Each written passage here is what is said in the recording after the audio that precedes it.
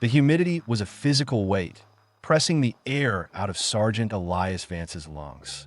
He lay prone in the suffocating earth of the A Shau Valley, his face inches above the decomposing jungle floor, the smell of rot, cordite residue, and unwashed sweat mixing into a sickening perfume. Vance wasn't looking at the foliage. He was looking at the luminous sweep of the second hand on his Patek Philippe wristwatch, a civilian affectation he wore beneath the rough canvas of his fatigues, a painful reminder of the world that operated on predictable time. His four-man LRRP team, Ghost Team, had just settled into their final observation hide, 400 meters from a notorious junction known only as the Corkscrew. The mission was simple, agonizingly precise. 9 minutes of absolute silence and observation. High Command, relying on fresh SIGINT data, predicted a high-value NVA movement through the Corkscrew between 8 o'clock and 9 o'clock hour Zulu. Their window was fixed. They had to confirm the target and relay coordinates for an arc light strike before the 9-minute mark, when the enemy's predicted counter-SAM deployment would make air support impossible. Any noise before minute 8 was a death sentence, compromising both the mission and their immediate survival. Vance triggered the stopwatch function on his timepiece. -0:00. He signaled hold with a fractional movement of his index finger. The tension was instant, palpable. Specialist 4 Rourke, the point man, prone 30 feet ahead, froze so completely he seemed to melt into the triple canopy shadow. Rourke was a machine of discipline in action, but even Vance could sense the razor's edge he was balanced on. Behind Vance, Jonesy, the RTO, rested the secure burst radio package on a specially cleared patch of earth, the antenna barely elevated. Jonesy was meticulous, but his breathing was too shallow, bordering on hyperventilation. The fourth man, Doc, the medic, was already reviewing his trauma kit, a nervous habit that kept his hands busy while his mind raged against the stillness. The environment magnified every sound that wasn't enemy movement. The persistent drip of condensate from a giant teak leaf, the whine of a persistent mosquito circling Vance's ear, a sound that momentarily became the most important, loudest sound in the universe. Vance ignored the insect, the immediate threat of malaria secondary to the immediate threat of being detected. He calculated the effective range of his suppressor 15. It might as well have been a rock for the next 480 seconds. He had to trust the intelligence, trust the clock, and trust that the enemy, too, adhered to a schedule. The duality of this combat was the wait. The longest, hardest part of the fight was not dying from gunfire, but from the crushing weight of anticipation, knowing that the second that silence broke, the universe would violently rearrange itself around them. Every fiber of his being screamed to move, to patrol, to clear the area, but the orders were absolute.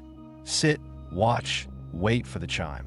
The silence stretched, not empty, but thick, pressurized, and layered with the buzzing of insects and the rustling of distant, unseen wildlife. -1:15. Vance felt the familiar twitch in his lower back, the protest of muscles locked into unnatural positions under the weight of his pack and webbing. He shifted his weight by millimeters, a move so slow it took 10 seconds to complete, redistributing the pressure against his ribs. He focused his gaze on the intersection, a muddy, ill-defined track where the main jungle trail met a river tributary. It was a perfect choke point. The problem with perfect choke points was that the enemy knew they were perfect, too. The waiting game forced the mind to create threats. Doc, lying just to Vance's left, had his eyes closed, practicing controlled breathing, a technique he had picked up from a Buddhist monk while on R and Erndonong. Vance understood, shutting down one sense to sharpen the others. But Vance needed his eyes.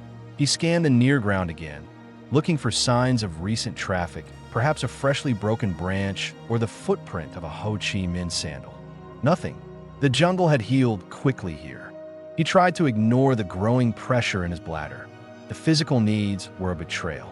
He thought about Rourke up front. Rourke had a unique system for handling the psychological strain of these time hides.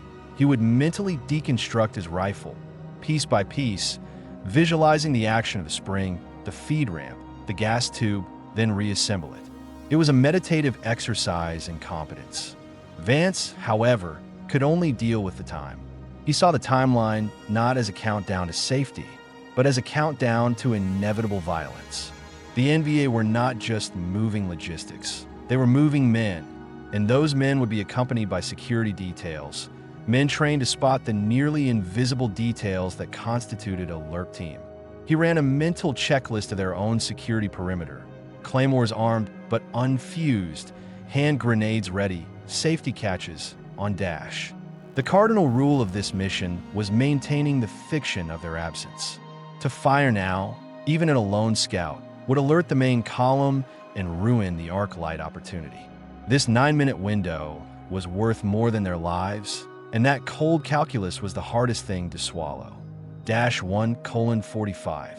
A large green lizard, the size of his forearm, moved across a route barely 3 feet from Vance's face, its head cocked, evaluating the motionless predator.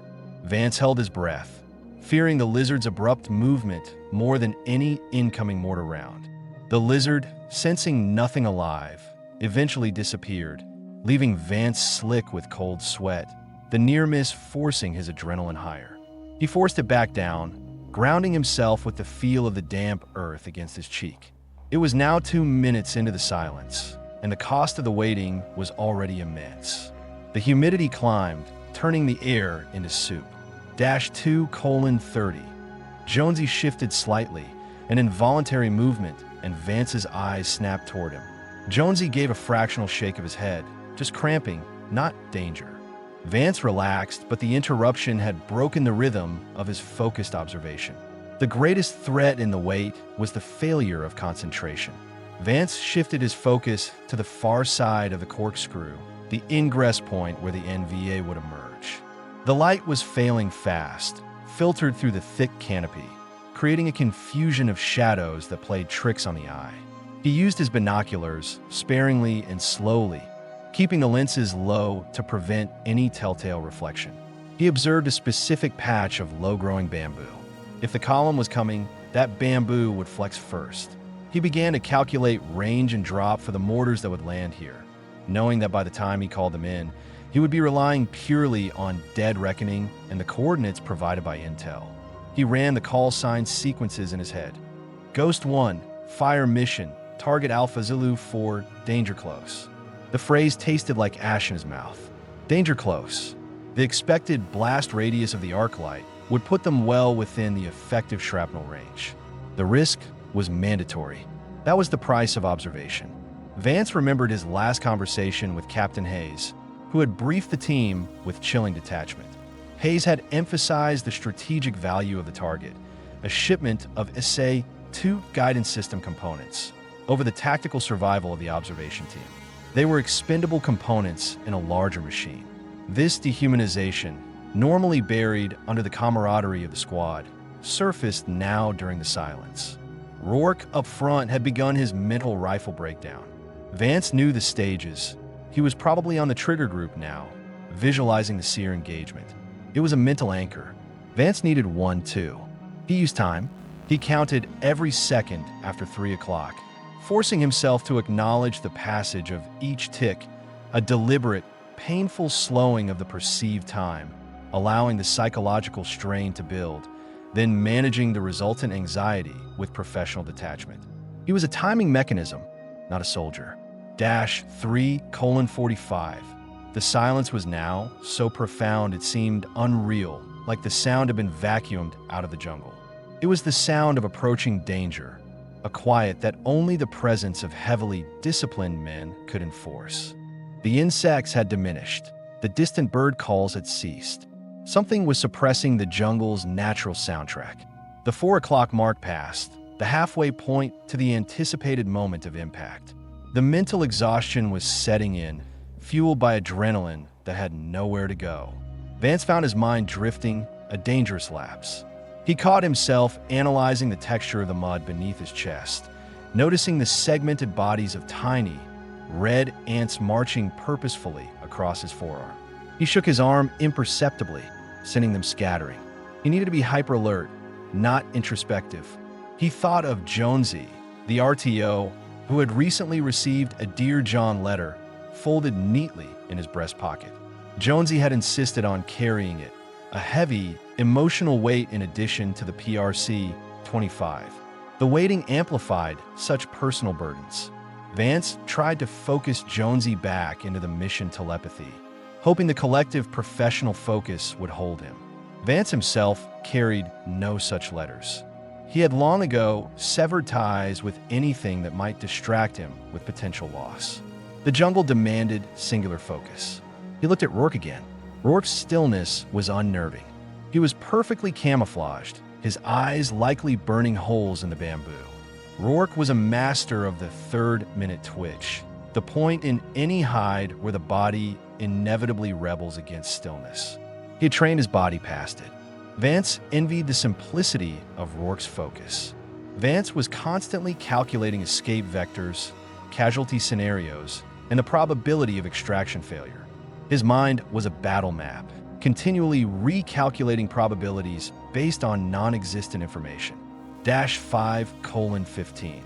The light was deteriorating further, requiring Vance to mentally recalibrate the color spectrum, preparing for movement in near darkness. He shifted his mental focus to scent.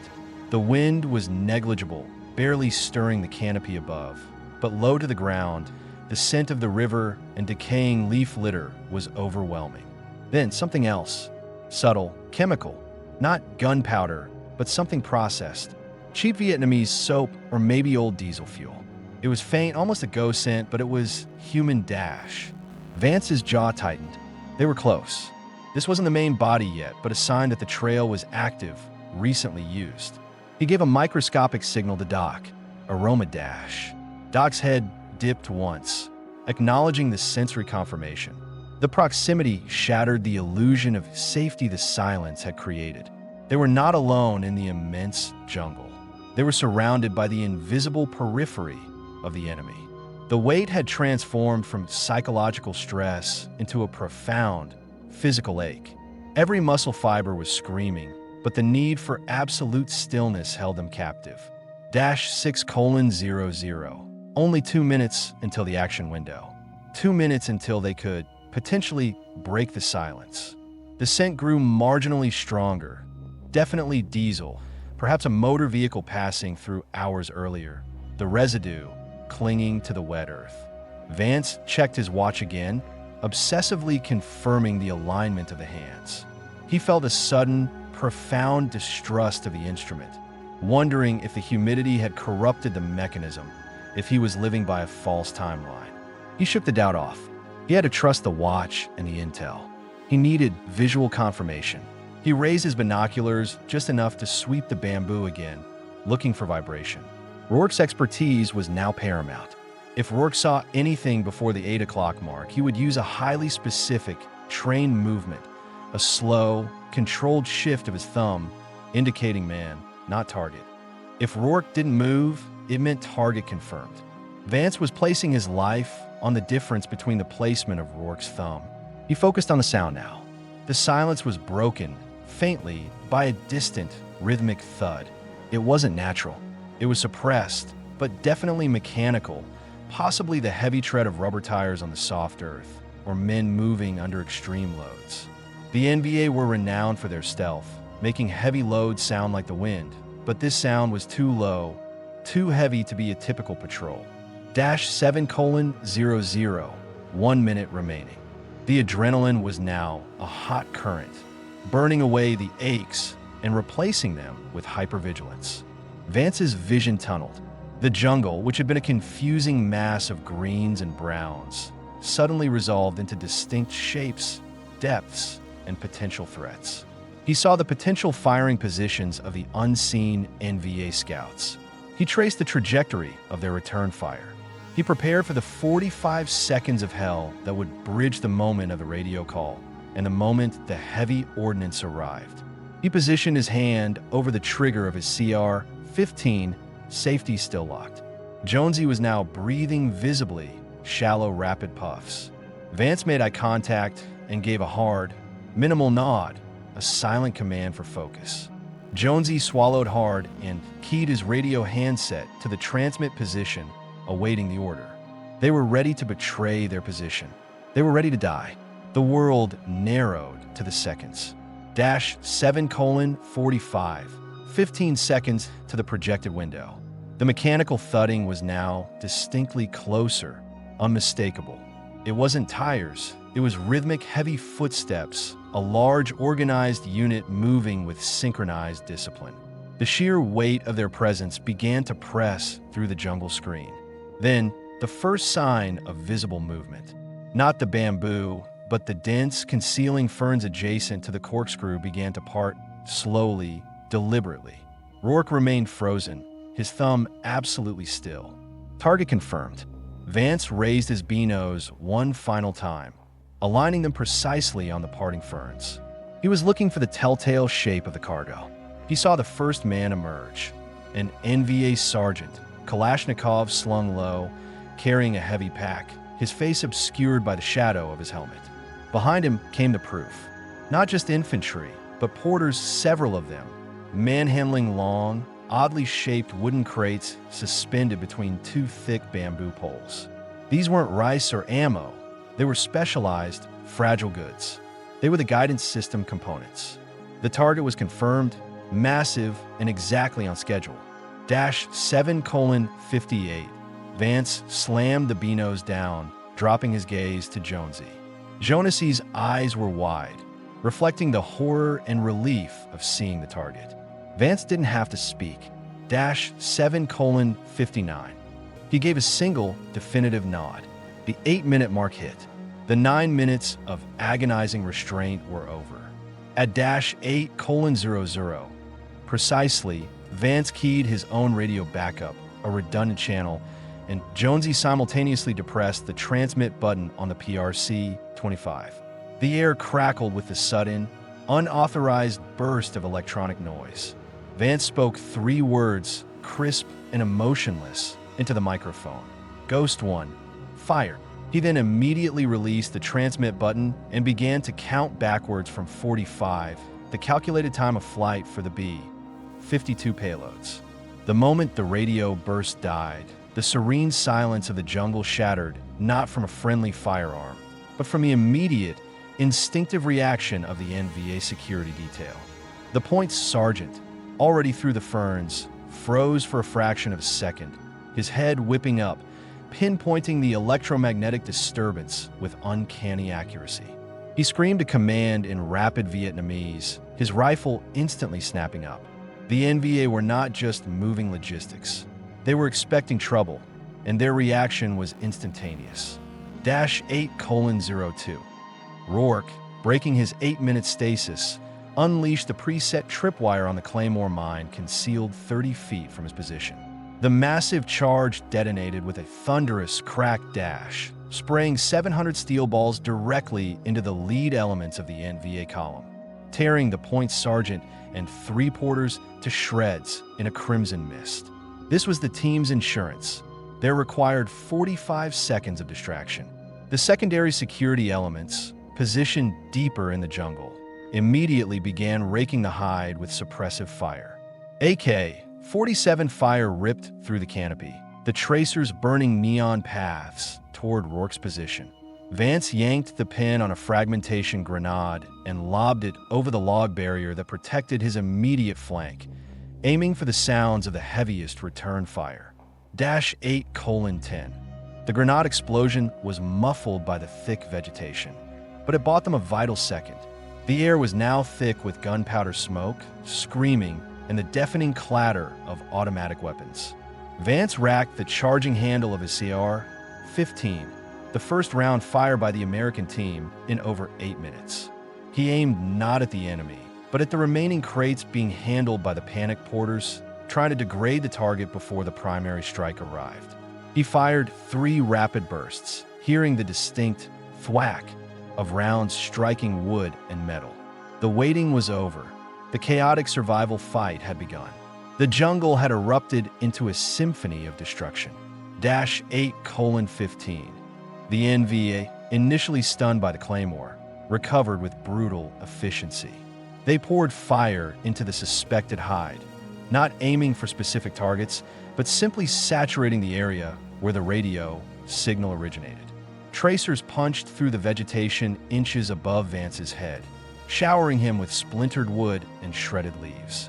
Jonesy, despite the terrifying chaos, was already packing the radio gear, securing the vital encryption unit, preparing for the mandated extraction. He was firing back with his pistol, a desperation move, maintaining the volume of fire. Doc was yelling, not in pain, but in communication, confirming his status. "I'm good." Reloading.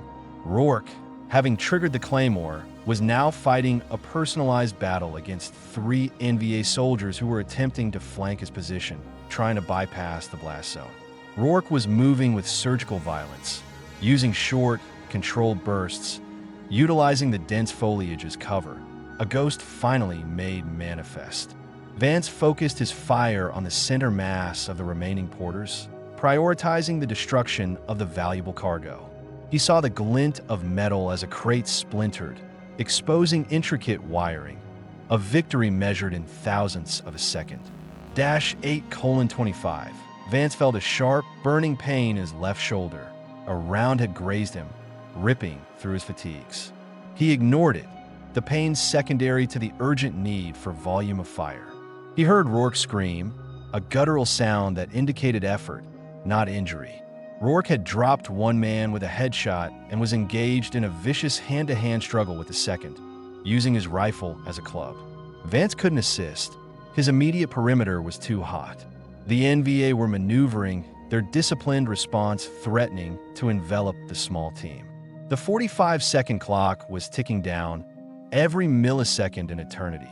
Vance threw his last fragmentation grenade toward the flanking sound, desperate for more time. The resulting explosion, a dull, subterranean thud, momentarily silenced that side. He risked a glance at his watch. -8:35. 10 seconds until the arc light. The ground began to vibrate, a low, tectonic rumble that preceded the arrival of massive ordnance. The fight was about to end, one way or another. The ground vibration intensified, reaching a terrifying crescendo. -8:40. The very air seemed to thicken and distort as the B-52 payload, invisible thousands of feet above the cloud layer, screamed toward the coordinates Jonesy had broadcast. Rourke, having dispatched his immediate threat with a combat knife, scrambled back toward the main team's position, low crawling through the undergrowth, his face smeared with mud and blood. "Inbound," he screamed, his voice barely audible over the growing roar. Vance signaled down and tight, the final, desperate maneuver. They piled into the shallow depression they had previously cleared, piling their bodies and packs together, trying to minimize their exposure to the impending shockwave and shrapnel cascade. The enemy fire ceased abruptly as the NVA, recognizing the unmistakable sound of a heavy ordnance drop, the sound of annihilation, also sought immediate cover, realizing that their presence had triggered a response far beyond a simple patrol action. The silence returned, but this time it was pregnant with deafening potential.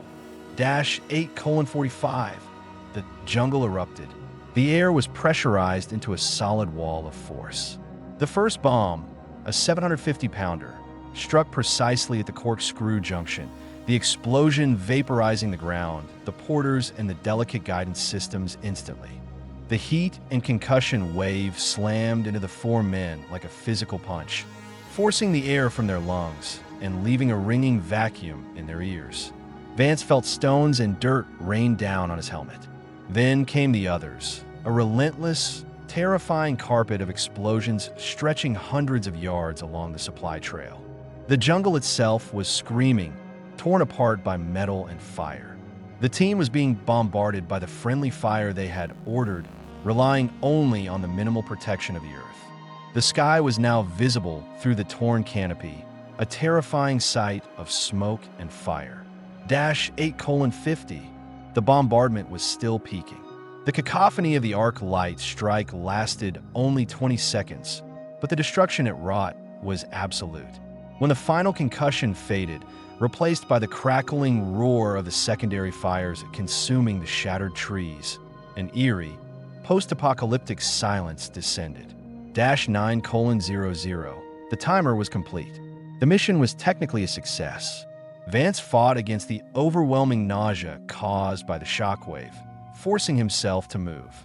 His ears were ringing violently, and his body was one large bruise, but he was alive. "Ghost, go, go!" he yelled, the sound weak and scratchy even to his own ears.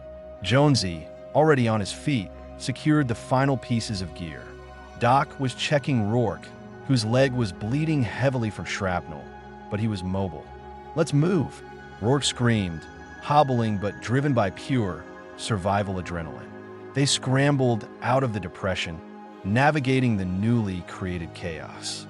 The jungle had been flattened into a wasteland of smoking pits and splintered wood. The scent of burnt earth and vaporized flesh was overpowering. Vance led the dash toward the designated extraction field, a small rice paddy known as the Pickle, 300 meters away.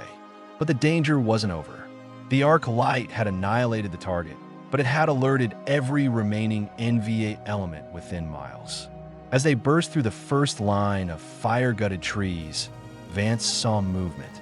Not the main force, but secondary security units, dazed but rapidly organizing, moving to intersect their extraction path. The radio crackled to life. "Ghost One, this is Python Actual. Extraction window is now active, but we have multiple enemy signatures converging on your location. Get to the Pickle, now --. Vance drew his pistol and fired 3 quick rounds at the nearest shadow, the ultimate paradox of the mission. 8 minutes of absolute silence to secure 9 minutes of necessary combat and escape. The fight they had delayed was now their race against time and overwhelming odds, a desperate scramble for the last 45 seconds of the day. The final 100 meters to the extraction point was a hellish sprint through waist-high reeds and mud, their footsteps muffled only by the constant, low roar of the burning jungle behind them. -9:00+. Rourke, though injured, maintained a fast, low pace, periodically turning to lay down suppressive fire with his remaining magazine. Vance and Doc flanked him, while Jonesy, burdened by the radio, struggled slightly behind. The NVA units were closer now, the sound of their pursuers' shouts echoing through the scorched landscape. Vance glanced back and saw the dark shapes emerge from the smoke, rifles flashing red in the gloom. They were trapped between the devastation they had caused and the enemy reaction force. Suddenly, the distinctive whomp whomp whomp of the arriving extraction Huey filled the air. Python Actual was on time. The helicopter, defying the predicted SAM defenses, either destroyed or suppressed by the arc light, hovered low over the small clearing, its rotors whipping the muddy water into a blinding spray. Doc helped Rourke stumble the final feet into the paddy. As Vance prepared to jump onto the skid, he saw a single NVA soldier, hidden in the reeds, rise up, aiming his AK directly at Jonesy, the trailing RTO. Vance didn't hesitate. He swung his CAR-15 and emptied the remaining rounds into the threat, dropping the NVA soldier instantly. But in that second of intervention, Jonesy, already climbing the skid, was struck by a delayed burst of enemy fire, his body jerking violently before he collapsed into the cabin. Pulling his weight against the rope attached to the radio, Vance leaped onto the skid, the loadmaster grabbing his harness and pulling him aboard. The Huey didn't wait. It lifted immediately, tilting violently to gain speed, leaving the smoking, ruined jungle behind. As they climbed out of the valley, Vance looked at his watch. -9:35. The mission had taken exactly 9 minutes and 35 seconds from activation to extraction. Jonesy was alive, but badly wounded, Doc already working on him. The radio secured but damaged. Vance stared out at the landscape, now a miniature tapestry of controlled destruction, realizing the immense cost of those 8 minutes of silence and the dual agony of waiting versus the brief, horrific eruption of action.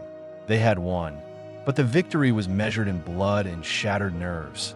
leaving echoes of the violence that time could neither stop nor fully erase.